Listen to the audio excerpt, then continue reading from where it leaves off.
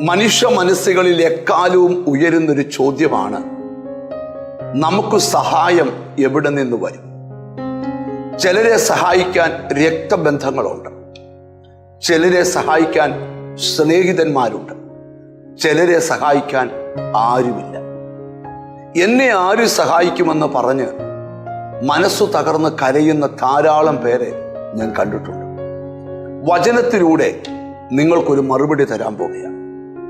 നമുക്കേവർക്കും പരിചിതമായ 121 സങ്കീർത്തനത്തിന്റെ 2-ാമത്തെ വചനം, എന്റെ സഹായം ആകാശത്തെയും ഭൂമിയും ഉണ്ടാക്കിയ യഹോവയിങ്കൽ നിന്ന് വരുന്നു.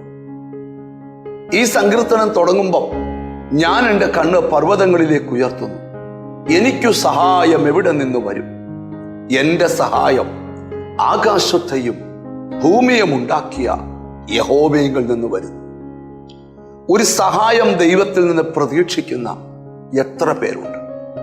അസാധാരണമായത് എന്തോ നിന്റെ ജീവിതത്തിൽ ചെയ്യുവാൻ കർത്താവ് ആഗ്രഹിക്കുക.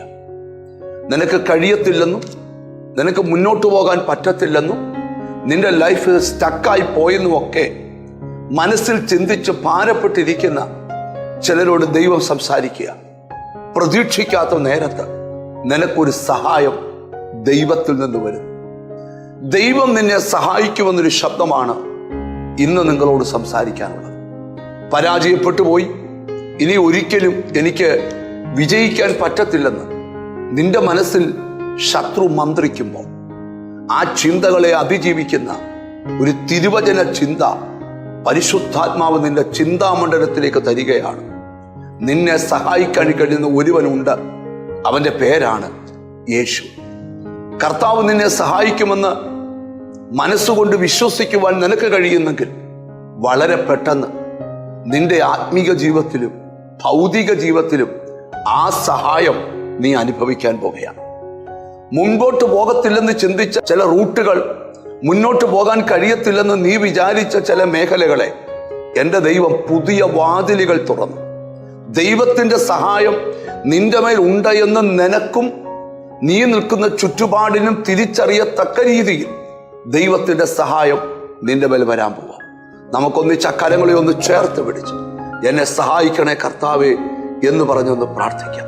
കാരുണ്യവാനായ ദൈവമേ, സ്വർഗസ്ഥ പിതാവേ, ഞങ്ങളെ സഹായിക്കാൻ സ്നേഹിതരോ രക്തബന്ധങ്ങളോ ഇല്ലാതിരിക്കുമ്പോൾ സഹായം വരുന്ന പർവ്വതത്തിലേക്ക് ഞങ്ങൾ കണ്ണുകളെ ഉയർത്തുക. കർത്താവ് ഞങ്ങളെ സഹായിക്കണമേ. എന്നോട് ചേർന്ന് പ്രാർത്ഥിക്കുന്ന മക്കളെ നിന്റെ നാമം ചൊല്ലി പിതാവിൻ്റെയും പുത്രന്റെയും പരിശുദ്ധാത്മാവിന്റെ നാമത്തിൽ അനുഗ്രഹിച്ച് പ്രാർത്ഥിക്കുന്നു. അവരുടെ അനുഗ്രഹമാകട്ടെ യേശു ക്രിസ്തുവിൻ നാമത്തിൽ തന്നെ. ആമേൻ. നിശ്ചയമായും ദൈവം നിന്നെ സഹായിക്കും. God bless you.